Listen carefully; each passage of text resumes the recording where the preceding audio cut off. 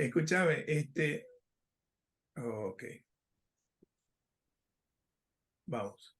Bueno, nada, el Ateneo de hoy trata sobre una paciente en particular que me tocó ver. Es una mujer de 40 años que refiere diagnóstico de un hemangioma coroideo en el ojo izquierdo. Como tratamiento de las enfermedades desde el punto de vista sistémico no tenía realmente nada relevante, sí desde el punto de vista oftalmológico, porque tenía láser argón, 12 aplicaciones de antiangiogénicos, 7 entre el 2021 y el 2022. Bueno, el padre era hipertenso, la mamá tenía vitiligo y los abuelos sí tenían antecedentes neoplásicos, punzada de estómago, páncreas y colon. La visión del ojo derecho era de 10 décimos y del ojo izquierdo es de 6, y ella notó que empezó a ver mal a lo largo del curso mientras transcurría este periodo que hablamos, y notó que le había cambiado el aumento del anteojo, pasó a usar un +13, hipermetropizó. La biomicroscopía y la presión eran normales, la presión intraocular, y al fondo de ojo veíamos esto. En el ojo derecho, a mí me gusta pedir siempre un autofluo, porque creo que, no sé, me da a veces información que uno ni se imagina, y ya que estamos ahí, tenemos el equipo, me parece bueno hacerla. De hecho, acá se la hicimos, no encontramos nada, pero en el otro ojo que tenía esta imagen, que era el ojo en cuestión, bueno, nos llamaba la atención varias cosas. Acá ustedes, ¿qué dirían? ¿Qué les parece que tienen? ¿Se las agrando un poquitito? Ahí está. Y que se justificaría la hipermetropía. La tiene ahí, pero no la tuvo un comienzo, fíjate, ¿viste? Mira, bueno, eso es una lesión que es pigmentada, sin duda, ¿no? Tiene un color, acá es más difícil decirlo, pero tiene como partes más claros en su superficie, un halo hipopigmentado, podríamos decir, Y tiene una alrededor, corredera, ¿no? Y abajo. y ahí tiene una corredera abajo, exactamente, exactamente. Pero bueno, uno dice, bueno, realmente es un halo hipopigmentado, ven que acá hay como un color naranja, ¿no? Por ahí, ¿no? Es el límite, no, bueno, es un poquito más raro, la verdad que no estaba muy claro, los bordes son bastante difusos.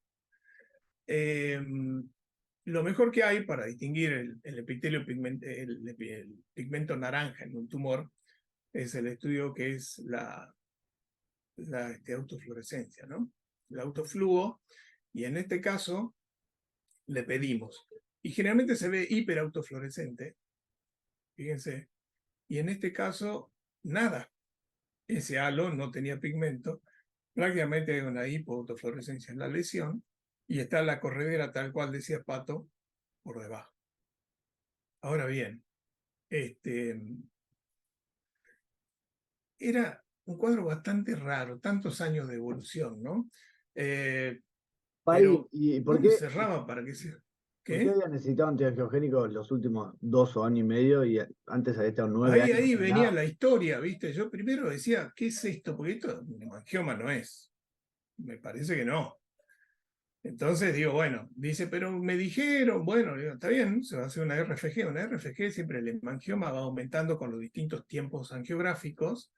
La fluorescencia acá era todo lo contrario, iba bajando hasta que quedaba un pool en una zona que más parecía un desprendimiento del epitelio pigmentario que otra cosa, porque tenía bordes bien delimitados. Pedimos un OCT y ahí estaba, justamente. ¿eh? Fíjense que está esa zona del desprendimiento del epitelio pigmentario en la parte más elevada de esta lesión, sobreelevada, cupuliforme. Y también se veían signos de cronicidad, ¿no? Una compresión de la coriocapilaris, prácticamente el epitelio, esos 6 décimas que veía eran con un poquito de fijación excéntrica, no era que estaba perfecto así de frente. Entonces, evidentemente algunos fotorreceptores sufrieron, y también el epitelio pigmentario de esa zona. Así que con esto siempre nosotros hacemos hincapié, ya que esto se trata de que repasemos y fijemos algunas cosas, etcétera, sobre el aspecto que tienen las lesiones y el color de las lesiones, que son tan importantes para nosotros en el momento del diagnóstico, desde el punto de vista clínico, ¿no? Entonces, acá comparamos con nuestro viejo angiógrafo, viejo y querido angiógrafo, el Topcon que tenemos ahí en consultores, y fíjense la diferencia notoria que hay entre un color y el otro. ¿Ah?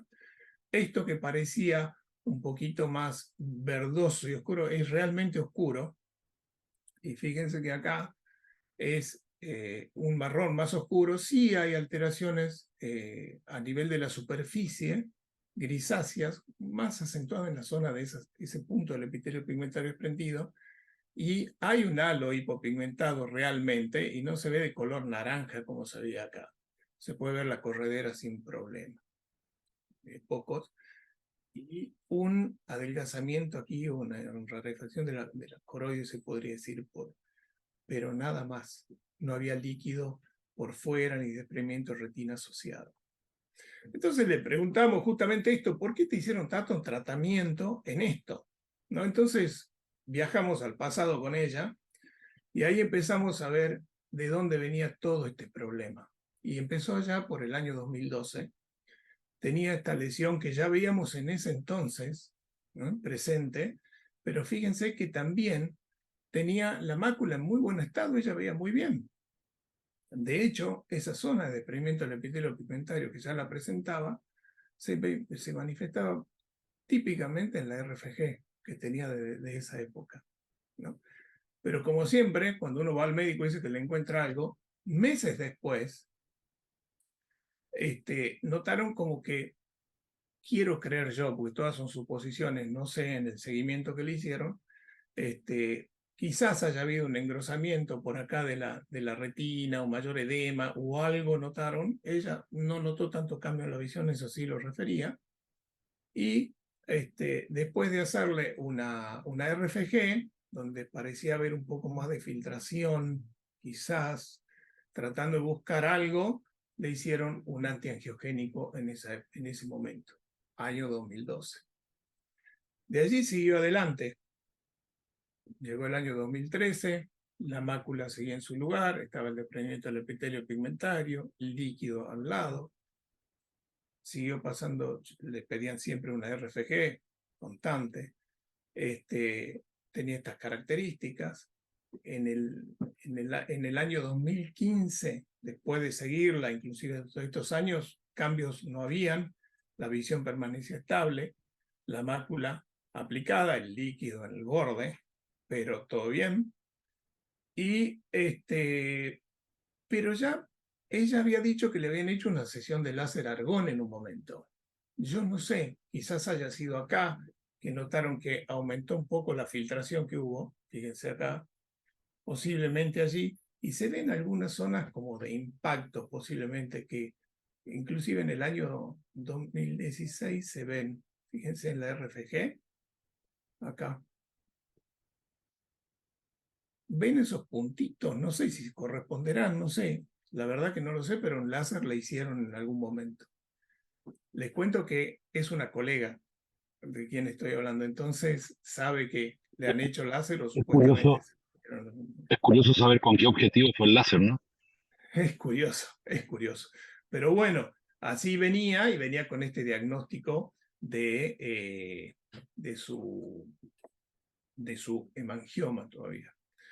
Sigue pasando el tiempo. Perdón, no se puede hacer un láser buscando que se cicatrice la retina de la coroide, o sea, que deje de exudar. Mira, tiene el aspecto de una grilla, ¿no? Si uno se pone a ver, no sé si habrán querido hacer algo de eso, la verdad que no lo sé. Pero Pero de todas formas, ¿a respondiendo a dónde? esa pregunta, no. O Sí, sea, si hay un desprendimiento del claro. epitelio pigmentario, no se hace láser. ¿A dónde le vas a hacer láser? O sea, ¿cuál sería el objetivo? Yo creo que acá no habría un motivo. Bueno, así va pasando el tiempo, pasa el 2016, y fíjense que se le hace una colocación de, perdón, en el 2017, este paciente presenta el líquido y a partir de ahí le hacen unas inyecciones de Eylea en el 2020 también. Acá fíjense que ya prácticamente la lesión, ya sí el líquido ha llegado a la mácula y tiene espacios quísticos típicos de la cronicidad. O sea, es algo que no venía siendo algo nuevo como ya acabamos de ver, pero no coincidía con hacer un hemangioma, ¿no? Para nada. De hecho, ahí vemos cómo tiñe, cómo va filtrando cada vez más con el tiempo. Le hacen a Eylea. Recordemos que entre el 20 y el 21 recibe 7 aplicaciones. Ahora, la pregunta acá es la siguiente. Para todo, o sea, ¿valdría la pena seguir haciendo aplicaciones en estos casos? No,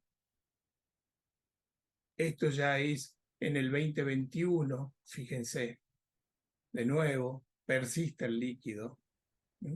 Porque ¿cuál sería la fisiopatogenia de que persista este líquido a nivel submacular? Esto que está acá. Sin duda la cronicidad que tiene el problema, la cronicidad del cuadro, ¿no? Pero ¿valdría la pena seguir inyectando? Bueno, la cuestión es que siguieron con las inyecciones. Se siguió con las inyecciones hasta aquí, hasta julio del 2021, y allí se detuvieron. Y fíjense que cuando le hacían la RFG tampoco había más filtración. O sea, prácticamente quedaba un pool de fluoresceína al final, como en el estudio que habíamos hecho nosotros. Entonces, ¿qué estudio faltaba acá? Y nosotros decíamos, bueno, pasaron 10 años, ¿no? Nunca le habían hecho una ecografía. No tenía hecha. Recién acá aparece la primera eco. Eso es increíble. Bueno, una lesión sobrelevada, heterogénea, de mediana reflectividad. Más que eso no puedo decir, no hay mediciones, no hay nada. Pero recién acá tenemos una ecografía. Ese era el año pasado. Y RFG no faltaba nunca. Ahí la tenemos ya con el California, con todo perfecto. Bueno, ahora yo decía, ¿qué pudo haber pasado acá con respecto a ese líquido y al seguir inyectando o no? O ver, bueno, la cuestión es que me puse a ver los OCT un poquito de ella, desde el 2012 a la fecha, y fíjense que dentro de todo el perfil macular se mantenía, a pesar de que había líquido. Acá, esto es una observación nada más mía, pero pueden pensar ustedes libremente también, obviamente. Y fíjense que acá hasta el 2016, o sea, 4 años, no hubo alteración en la mácula, pero cuando la lesión parece tomar mayor volumen, ahí empieza el problema. Y empieza el líquido a nivel macular, seguramente se acentuaron los cambios atróficos, y progresó en el 17, el 20, al 21 y al día de hoy, al mes pasado, que la vimos. Pero ven que parece tener una relación, como si se sabe, con el tamaño de la lesión o con ese crecimiento que tuvo en ese momento, ¿no? Ahora, ¿qué piensan ustedes? ¿De qué se trata esto? ¿Qué podría ser? ¿Qué diagnóstico se le ocurre? Gente coroide que Está tomada, hay una masa ocupante ahí, ¿Hay una pero masa? no sabría de qué se trata. Claro. Bueno, mirá, y viste, cuando vos decís, bueno, hay un tumor, vamos a tomar dos lesiones que se puedan comparar. Entonces tomé esta del 2021 con la del 2023, ¿no? Y me puse a fijar, a ver los bordes, cómo tenía. Y quizás este bordecito había crecido un poquitito, no tanto, superior, este inferior menos. Tomamos como referencia los referencias, reparo anatómico, los vasos o cruces vasculares, Acá hay una bifurcación que la tomamos también como referencia. Nada, y quizás acá también había un crecimiento muy pequeño. Y eso en cuanto a su base, en cuanto a su espesor, ni idea, porque lo único que teníamos era esto. Pero bueno, volviendo un poquito a la clínica, que es importante, ¿no? Es muy importante. Nosotros tenemos que tener en cuenta qué vemos acá en esta lesión pigmentada. Volvemos a la mnemotecnia que tenemos ahora y veamos qué características tiene esa lesión. Entonces, ¿tiene pigmento naranja? No, habíamos dicho que no. ¿Tiene líquido subretinal?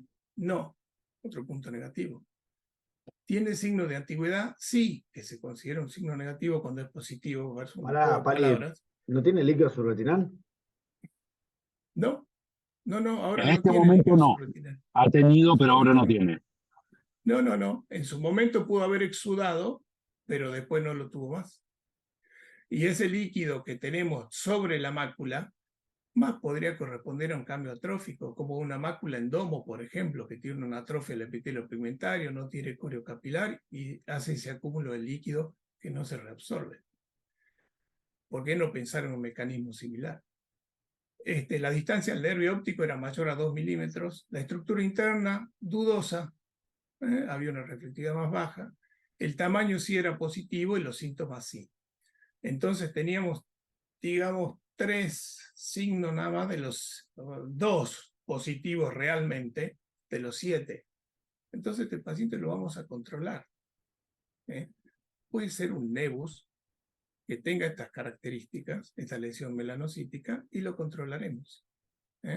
No haremos ningún tratamiento ni nada por el estilo. No era un hemangioma, claramente, ¿no?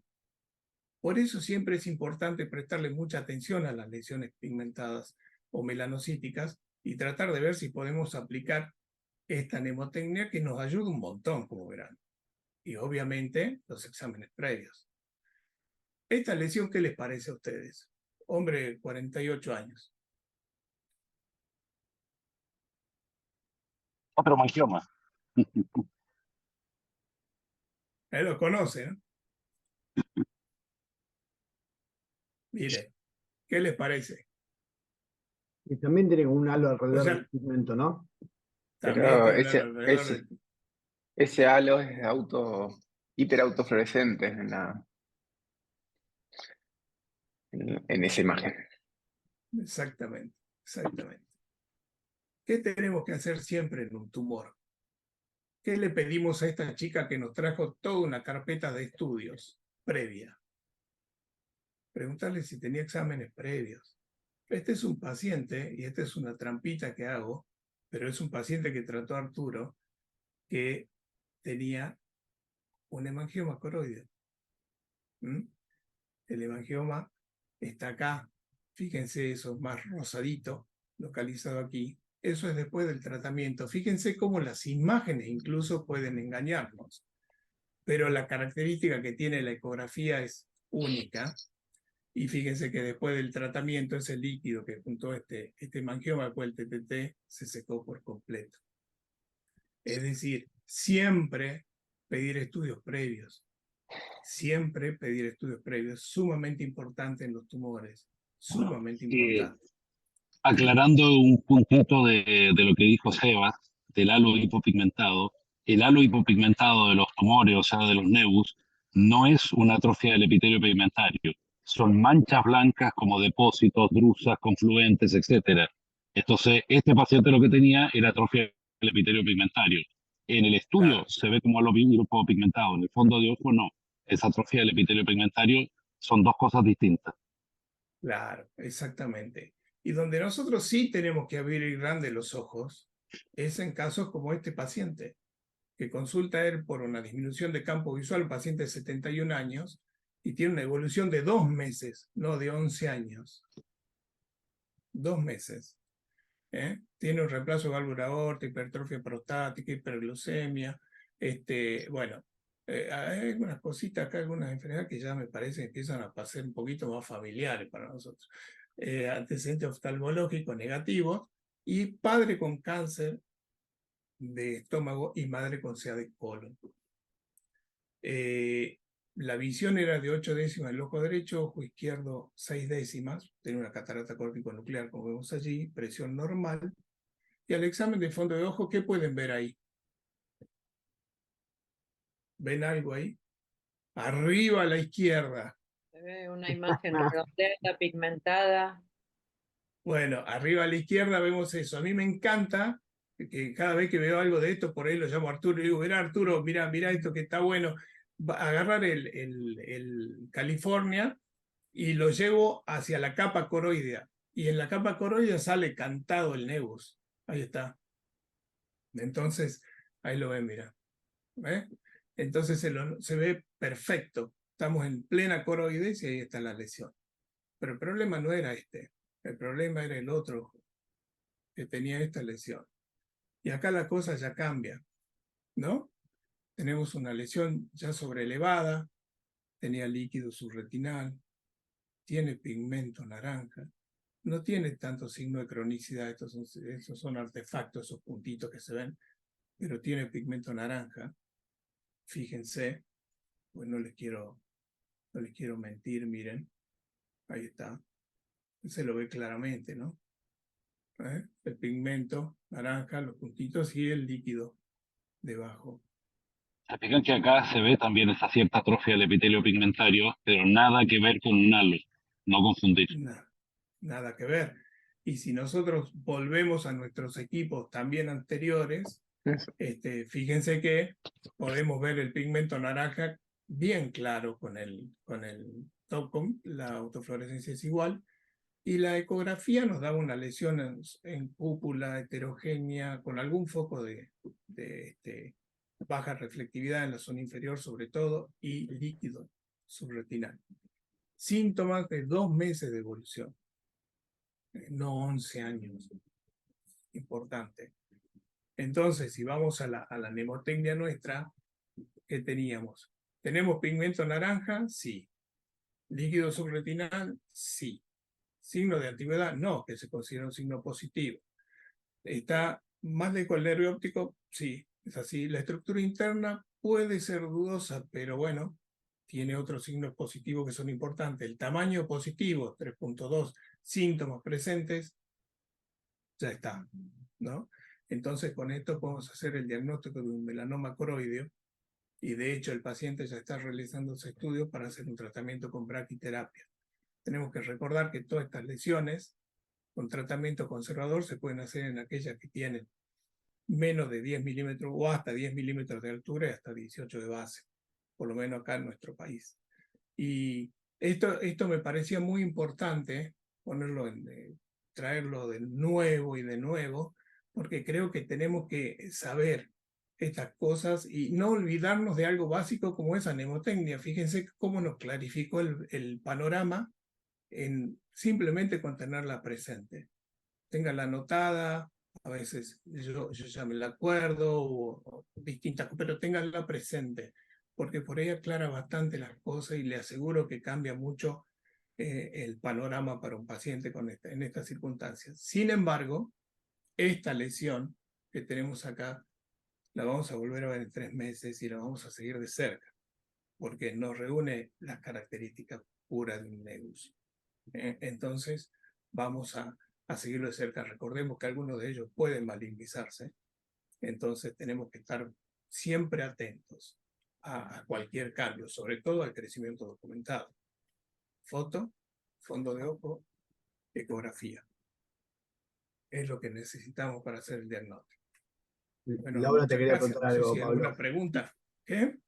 Laura, Sí, Pablo, te quiero hacer una pregunta, porque yo que también tengo mis años y no recuerdo haber visto lesiones bilaterales. Supongo que en algún momento fue un nebus también lo del ojo izquierdo. El otro estaba en el ojo derecho, ¿cierto? Sí, exactamente. Yo Sí. no recuerdo haber visto eso en un paciente. ¿Hay alguna mayor incidencia o riesgo de transformación cuando vos ves bilateralidad? No. Nada, ¿no? No, pero ten en cuenta que igual que el melanoma de piel, las personas que tienen muchos nebus son las que tienen melanoma. Entonces nosotros tenemos decenas de casos bilaterales. Tenemos Sí, muchos casos bilaterales. sí. Al principio, hace 30 años, yo pensaba que si veía un nebus en el otro ojo decía, entonces capaz que son nebus. No, no tiene nada que ver. Puede Bien. tener nebus y Claro, no. melanoma perfectamente.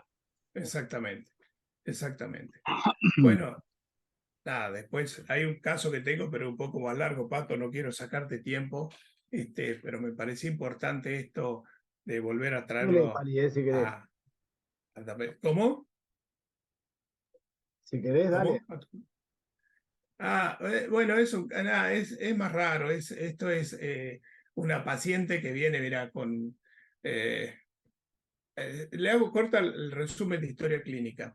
El ojo derecho, este que vemos acá, estaba por festejar algo y sacó el corcho y le pegó el corchazo en el ojo. Así quedó el segmento anterior y a través de esto era que podíamos ver, a través de esa apertura, ¿no? Y la habían operado en ese momento, le hicieron una vitrectomía. Colocaron aceite de silicón y quedó con el cristalino en su lugar. Cuando le sacan el cristalino después, y le sacan el silicón, perdón, le sacan el cristalino, le pone una lente en el sulcus, y al tiempo se vuelve a ver mal, se prende la retina y ahí me la derivan. ¿Mm? Colega también, para que vamos viendo. Entonces, me dice, y justo mi mejor ojo, justo mi mejor ojo. Le digo, ¿pero por qué su mejor ojo? Digo, la verdad que sí, se ve el desprendimiento de retina en el ojo derecho, con la zona de atrofia tratada previamente, y en el otro ojo, digo, ¿hay algo más? ¿Hay algo que no me dijo? Ahí dice, sí, tengo un agujero macular que me diagnosticaron hace 4 o 5 años, ya no me acuerdo, y me dijeron que no se podía operar. 4 o 5 años, un montón. Bueno, miren acá, está el líquido que rebasa la mácula y en el otro ojo, el agujerito macular, medio grandecito, ¿no? Miren, bueno, eh, mala suerte, mala suerte.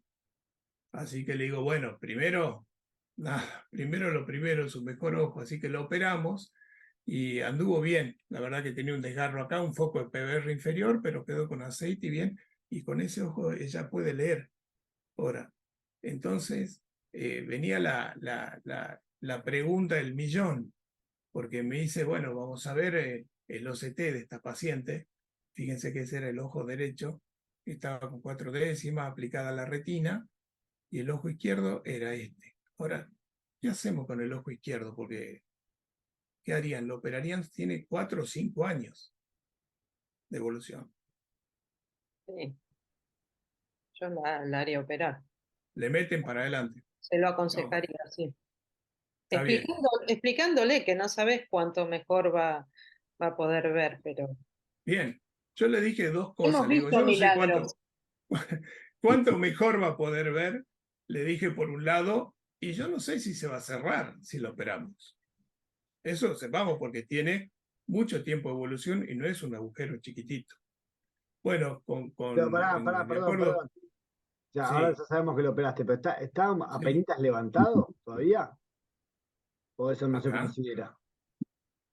No, no, lo Tiene que hay que tiene edema en considerar, los bordes. claro, tiene edema en los bordes, tiene esta capa hiperreflectiva acá del epitelio pigmentario, consideran como un signo negativo el tamaño. Tenía más de 400 esta micra y ahí lo operamos, exactamente, como lo estaba mostrando. Entonces, nada, fuimos a la cirugía, tenía una catarata, más o menos la catarata que tenía, fíjense, y nada, lo sacamos. Entonces acá yo dije, bueno, ¿qué puedo hacerle un agujero grande sino un flap invertido? Pensé en eso y pusimos la lente, así que teñimos, fíjense ahí se ve el anillo de Weiss cuando viene, ahí está desprendida la hialoide posterior. Sin embargo, a veces me ha tocado ver que quedan algunos parches de hialoides pegados a la retina. Entonces, bueno, libero bastante el vitrio. Me gusta sacar lo máximo que pueda, más cuando son grandes, porque puedo ver si hay alguna alteración o no. Chequeo eso que les decía del resto de hialoides que puedan haber, tinción con azul, y vamos a revisar siempre la periferia porque estamos manipulando, entrando y saliendo, así que siempre mirar bien antes de seguir, no dejar de ver esto que es importante. Ya que estamos ahí, no cuesta nada, es un ratito y la verdad que más de una vez me ha tocado encontrar un desgarro o alguna lesión que la traté ahí en el momento. Eso está bueno. Bueno, y después de esto, vamos ya directamente a trabajar con la limitante. Entonces, nada, liberamos de ahí del lado temporal, despacito. Pero fíjense el tamaño del agujero, ¿no? Era grande realmente. Era muy grande. Bueno, llevamos despacito. A mí me gusta en estos casos, puede dejarse quizás del lado nasal la limitante, pero prefiero yo liberarlo también, que no quede ninguna atracción residual de ningún lado. Más en estos casos que son crónicos. Bueno, ahí nada, vamos llevándola despacito la limitante para cubrirla, para hacer el flap. Bueno, ahí lo ponemos, lo peinamos. Acá algunos le ponen una gotita de viscoelástico pesado, superflor, etcétera, pero yo creo que con paciencia y todo el flap se va acomodando y tapa la lesión perfectamente. ¿Ven? No hay problema. Bueno, y para sorpresa, claro, ahí está. Mejoró la visión. Fíjense que el foramen estaba así, cerró así en el corte horizontal, estaba así y cerró así en el corte vertical. Según los trabajos que hay, uno de los elementos que son fundamentales para que cierren estos forámenes es la limitante externa.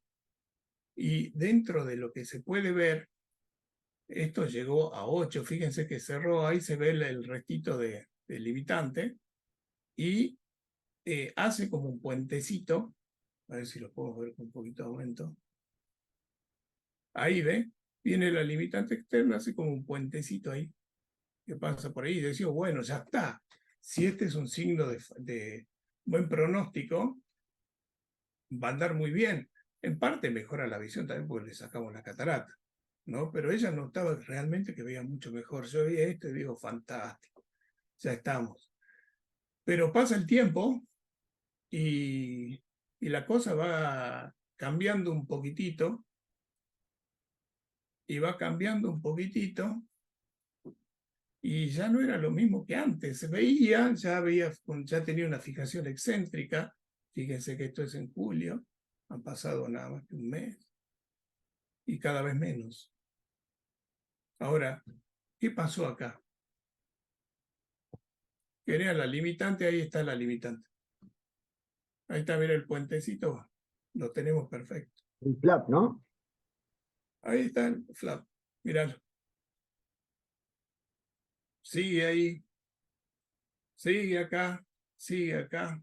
Este es otro corte seguramente. Pero fíjense esta imagen, ¿no? ¿Qué pudo haber pasado? Está con esas 5 décimas que vemos ahí y realmente ha caído. Quizás esos signos que marcaban, quizás ese epitelio pigmentario incrementa su fagocitosis, quizás esa limitante externa no fue lo suficientemente resistente. Hay factores que hacen que prácticamente se retraiga el tejido y se vuelve a abrir, pero fíjense que por más que hagamos lo que hagamos, está prácticamente clavada la retina del epitelio pigmentario. Uno de los enigmas que hay, porque yo ya cantaba, decía, bueno, listo, cerramos un foramen, me pasó que se cerraron forámenes grandes, es el mecanismo por el que lo hacen generalmente esta imagen, pero esto también puede suceder. Así que creo que algo que está bueno recordar es también decirle a los pacientes que quizás pueda funcionar en un momento, pero por ahí, por algún motivo que habrá que investigar un poquitito más, esos forámenes pueden nuevo reabrirse o no cerrarse del todo. Y aún así ella queda con su fijación excéntrica con esas 5 décimas. Pero bueno, fue una sorpresa. Yo no sé si les pasó, lo vieron ustedes a esto previamente. No sé, Yo no lo he visto, Seba, yo no lo he Arturo. visto, pero igual claramente valió la pena. Pues de partida de 3 pasó a 5, pero Sí, sí, sí. Sí, puede leer, de hecho sí, pero la verdad que me Pero llamó después, mucho la además, no tiene atención. el edema ese en todos los bordes, porque eso, cuando tiene Es, ese edema, a la larga, sí. No sé, Eh, estoy entrecortado, Artur. Sí, se cortó Arturo. Ahora, bueno, la verdad que no sé, es algo que me puse a leer un montón, me puse a tratar de me puse a leer sobre las células de Müller, me puse a leer de epitelio pigmentario. La verdad que no encuentro en la cicatrización de agujeros maculares crónicos algo que explique, o sea, por lo menos para mí, por ahora habrá que buscar más este fenómeno, ¿no? Realmente quedó ahí. Valió la pena, pero bueno, ha cambiado un poco la historia después. Así que nada, quería mostrarle este caso como una rareza. Sí, muchas gracias. Muy bueno, Pablo. Bueno, Bueno, Pali, Patito, perdón, Bueno, voy yo entonces. adelante. Gracias.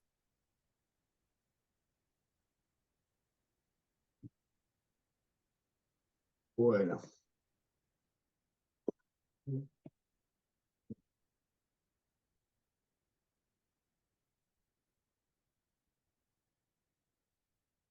Bueno, se oye bien, ¿no? Perfecto. Perfecto. Bueno, entonces voy a arrancar con este primer caso, que es de un varón de 63 años, que lo vi hace aproximadamente un mes, que, bueno, lo habían operado de cataratas hace entre 3 y 4 años, 3 un ojo y 4 años el otro ojo, refirió muy buena visión posoperatoria en los dos ojos, y hace un año se le empezó a nublar la visión del ojo derecho. El ojo izquierdo veía muy bien. Cuando se le empezó a nublar, al poco tiempo, o sea, hace un año, le colocaron una válvula AMED y le hicieron un láser. Esto es todo lo que refería el paciente, que le mejoró la agudeza visual solamente por 2 semanas. Actualmente la mejor agudeza visual corregida era de movimiento de manos en el ojo en cuestión y 10 décimas en el ojo izquierdo que estaba sano. Ahora les voy a mostrar la biomicroscopía. Este en el ojo izquierdo, obviamente el que veía bien, veía 10 décimas, estaba operado de cataratas y bien operado, la córnea bien, todo normal. Y les quiero mostrar ahora cómo se veía el ojo derecho. Así está el ojo derecho. ¿Quién, qué les parece que tiene? ¿Qué dirían? De ¿Alguien? todo. ¿no es un tubo, una válvula de Med? Bueno, sí, tiene una válvula temporal superior, Tiene una, un tubo recontra largo. Tiene una ¿hay una pregunta, Pato. diálisis ahí arriba? Ah, ¿Cómo? No, aparte, bueno, que la pupila está Discórica. ¿hay una diálisis arriba? Yo lo veo a mi derecha. ¿O es una imagen? Veo algo No, oscuro lineal. no, es un agujero en el iris. Es una, Bueno, sí, sí. es un agujero en el iris a nivel ahí nasal superior sería. Pero algo más que le llame la atención. Esa línea, Pato, que tienes. sale del agujero en la Ajá. córnea. Bueno, sí, no es en la córnea en realidad. Hay una línea, yo no sé cómo usar el puntero, pero si miran del lado nasal, hay toda una línea que va desde el agujerito, hace como si fuera el signo de Nike, pero para el otro lado, que es toda una línea que, Marcalo, Patri, que se ve con el mouse. ¿se ve mi mouse acá o Se no? ve ahí, se Sí, ve se bien, ve. sí, se ve. ¿Eso vos Acá, decís que estaba en el iris? Nos acá, preguntamos lo mismo. todo esto que estoy marcando es Sí. algo que está sobre el iris y por eso lo está traccionando. Y después también tiene una imagen como de membrana acá en la pupila. Yo no sé si ven. Es como una membrana que es Sí. medio grisácea. Y todo esto, toda esta línea además, es una línea real y además tiene todo sinequeada la cámara anterior, en todo este nivel hasta más o menos por acá. Miren esta imagen, ahí se ve bien las sinequias anteriores y se ve esa línea. Fíjense que la córnea está, o sea, tiene como la décima y el endotelio están un poco más blanquecinos, habitualmente se tienen que ver eh, nada, transparentes, digamos, del mismo color que el estroma, y acá se ve un poco blanquecino, no se ve un edema claro, pero sí lo que se ve claro es que hay sinicas anteriores en casi un poco más de 180 grados inferiores. La cámara está formada, el tubo está largo, está cerca del iris, no está cerca de la córnea. Entonces, un poco lo que les quería consultar es qué les parece que es esto. ¿A alguien se le ocurre? Los que tengan más experiencia.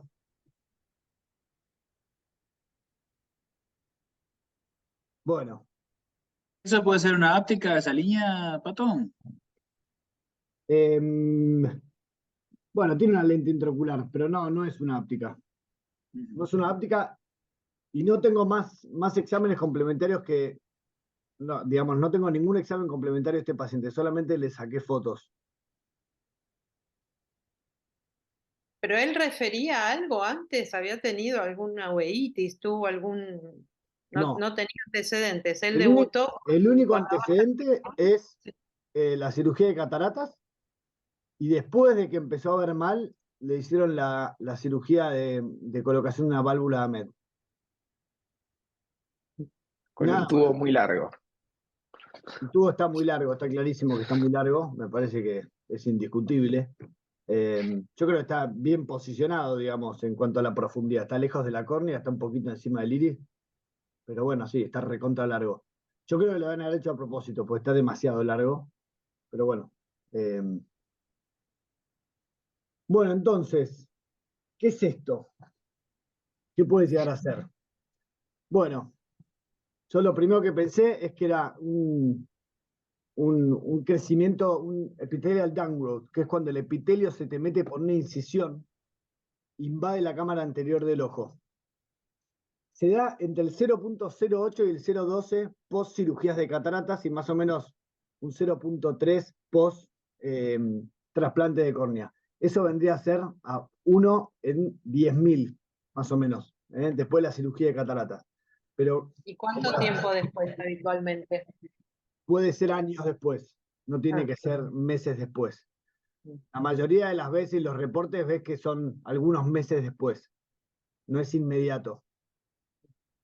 Es raro que sean años después. A mí lo que me llamó la atención de este es que está redescrito que sea años después, pero bueno, pasaron entre 3 y 4 años, y eso me llamó la atención. O 3 años, supongamos, porque hace un año que le molestaba el ojo, pero 3 años después de una cirugía de cataratas, que aparentemente además no fue complicada, porque la lente está en su lugar y no había tenido demasiado problema. Y uno lo tiene que pensar cuando hay algún antecedente de trauma o de cirugía y cuando se ve una membrana medio translúcida que cruza los tejidos de la cámara anterior y que está detrás de la córnea o delante del iris. Obviamente, aunque la incidencia en cirugía de cataratas es baja, como es una cirugía mucho más realizada que otras, como el trasplante de córnea, la mayoría de las veces la causa es la cirugía de cataratas. Así que sigue siendo la causa más frecuente de esta complicación. Bueno, y la mayoría de las veces los ojos tuvieron algún problema con la incisión. O tuvieron vitrio, o tuvieron la incisión un poquito mal cerrada, o tuvieron iris encarcerado. Algún problema con la incisión en general hay asociada. Y una cosa que se puede ver en el posoperatorio más o menos inmediato, que obviamente yo no lo veía con este paciente, es que pueden tener como si fuera un Tyndall, pero en vez de ver, me imagino, creo que el Tyndall son glóbulos blancos, estos son células epiteliales que son más grandes. Bueno, y después está descrito que puede haber dos formas del crecimiento del epithelial downgrowth, que son que se forman como quistes en la cámara anterior, como si fuera un quiste de inclusión también, o que puede ser como si fuera una sábana que empieza a invadir la cámara anterior. Como factores predisponentes, bueno, múltiples cirugías intraoculares obviamente es un factor de riesgo, porque cuanto más entradas, más digamos, más chances de que sembrar epitelio adentro de la cámara anterior, que haya un cierre retrasado o incompleto de la incisión, que haya fístulas en la incisión, que haya encarcerado tejido como vitrio o iris, o suturas que pierden. Cuando pierde líquido, es porque no cerramos bien. Y a veces pasa que no cerramos bien, bueno, hay que calentarse por cerrar bien y que no pierda, justamente para evitar esta complicación. Bueno, el diagnóstico, algo que me sirvió a mí, es que el diagnóstico definitivo obviamente es anatomopatológico, es sacar la membranita y ver a ver qué es lo que da la anatomopatología, pero algo que me pareció útil, que yo no lo sabía, es que el argón puede ayudar a hacer el diagnóstico, y acá les voy a mostrar unas fotos. Obviamente, los dos trabajos, la foto de la izquierda era un poquito más vieja, antes de tener posibilidad de hacerle por ahí OCT de segmento anterior. Pero bueno, con el argón se puede marcar bien la línea de demarcación y demarcar bien qué es iris y qué es membrana preiridiana o epitelio crecido en la cámara anterior.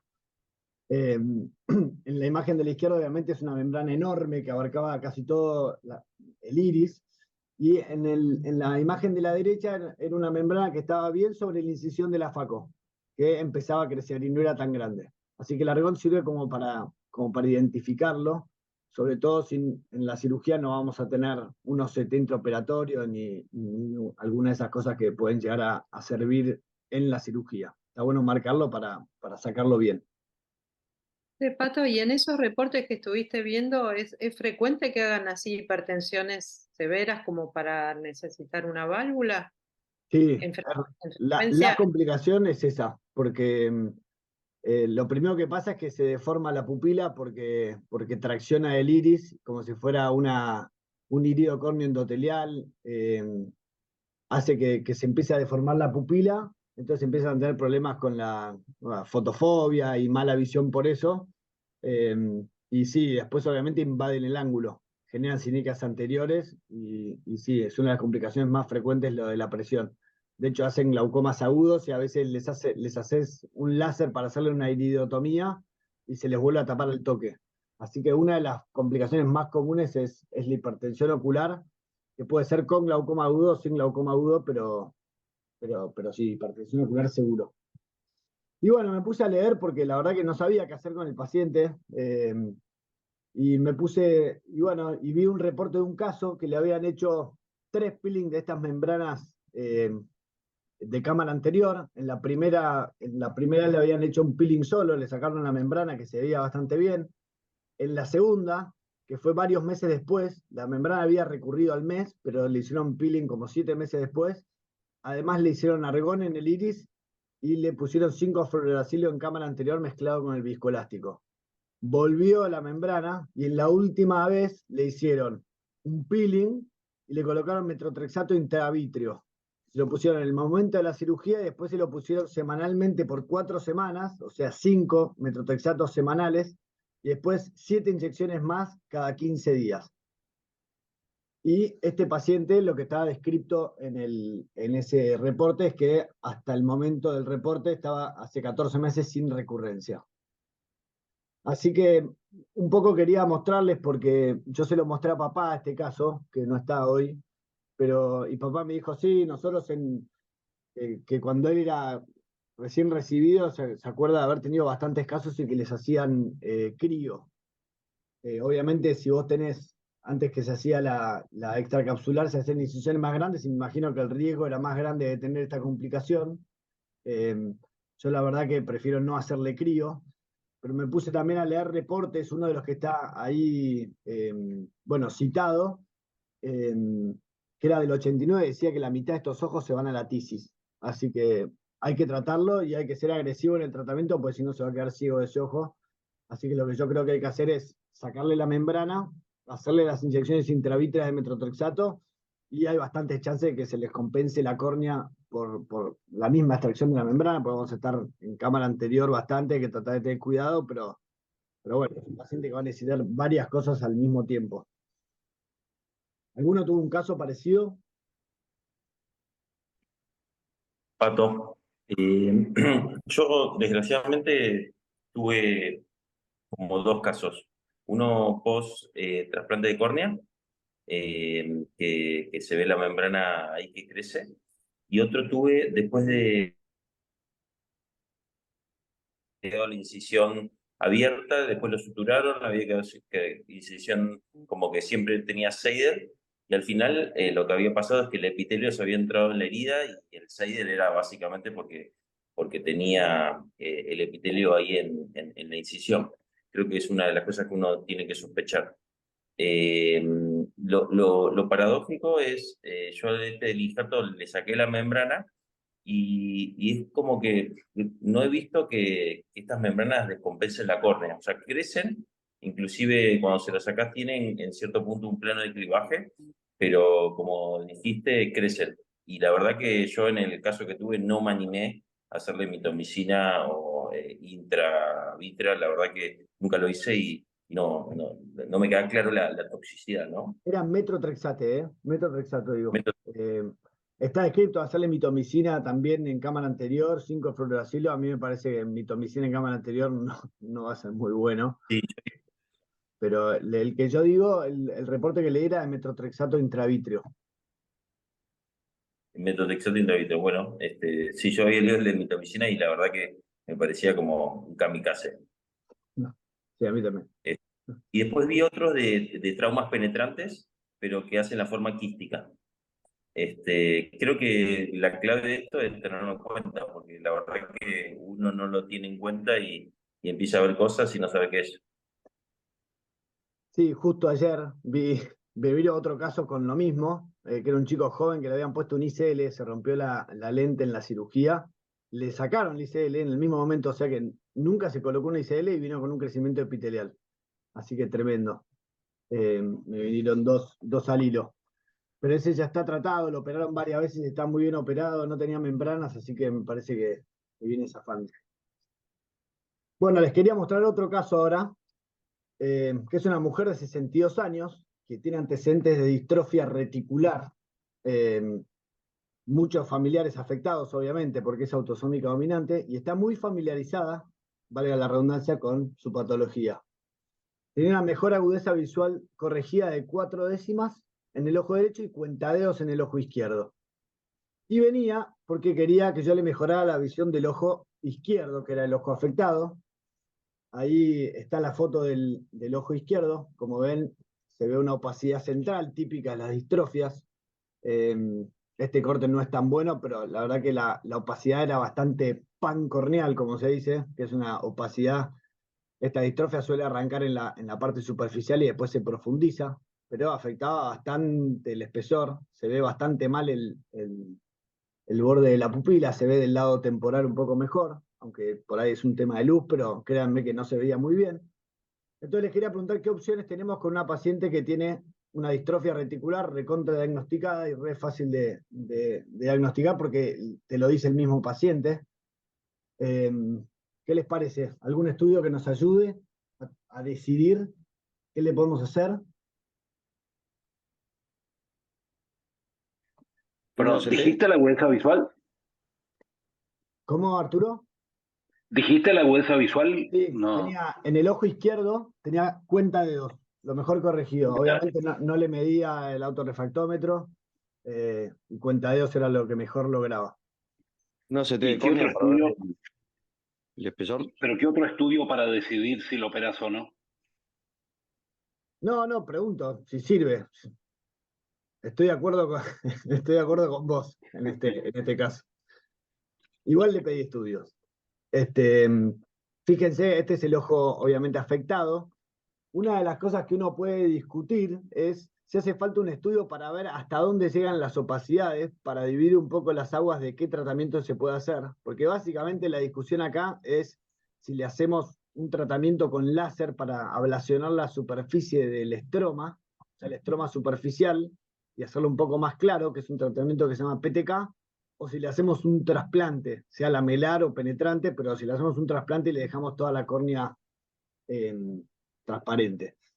Fíjense que la paquimetría, que también es importante para evaluar la posibilidad de un láser, era recontra ancha, recontra ancha no, pero ancha de 570 micras en el centro, que está bien.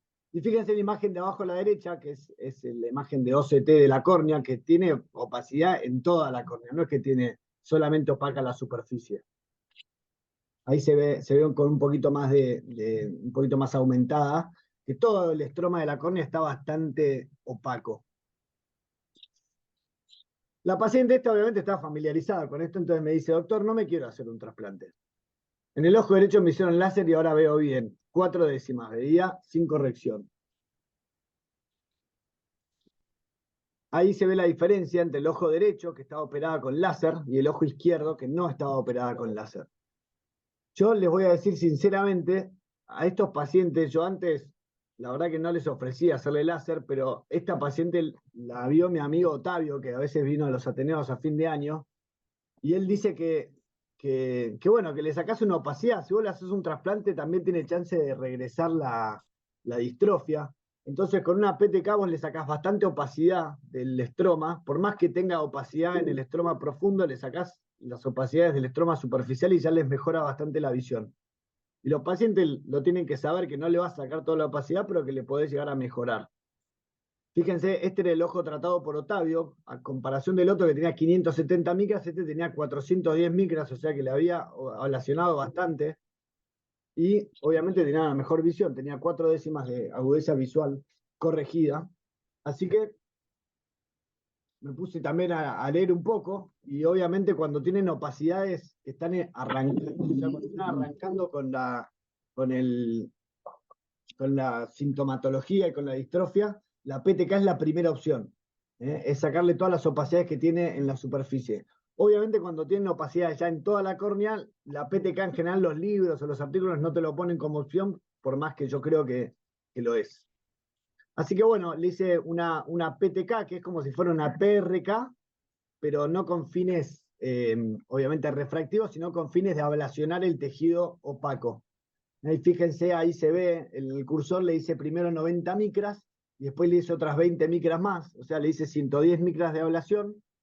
Lo importante en estos casos es que cuando los operás tenés que tratar de sacar el epitelio que está por ahí un poco hipertrófico.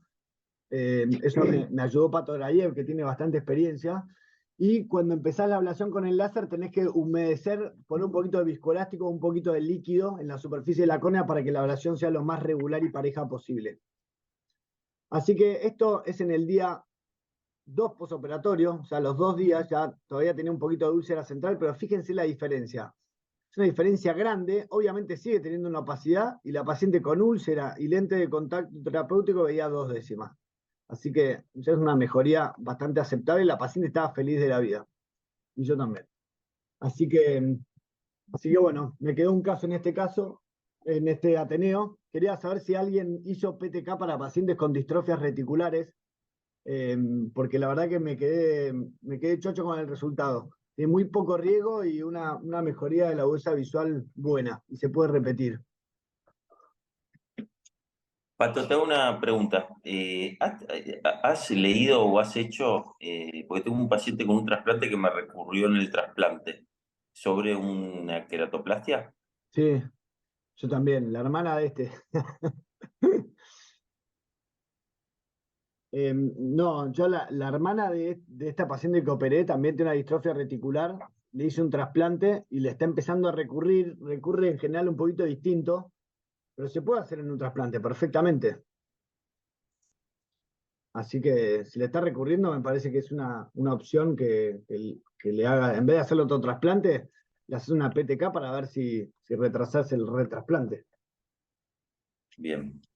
Además, con la complejidad, yo no sé si vieron hacer una PTK al resto que lo hacen en cirugía refractiva, pero es algo fácil, lo hace alguien, lo hace mi hermana, una PTK, hasta el mismo láser te hace una úlcera, ni siquiera tenés que sacar el epitelio.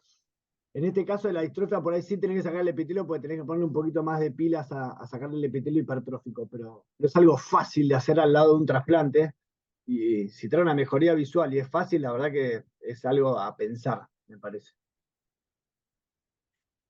Sobre todo que no hay nada irremediable. Sí, tal cual.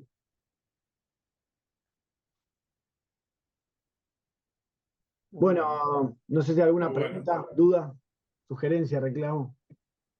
Muy Muy bueno. bueno. Excelente, Bueno. Patito. Bueno, Patrick. Bueno. Bueno, gracias, Bueno. Pali, gracias a todos. Chao, Gracias. excelente. Chao.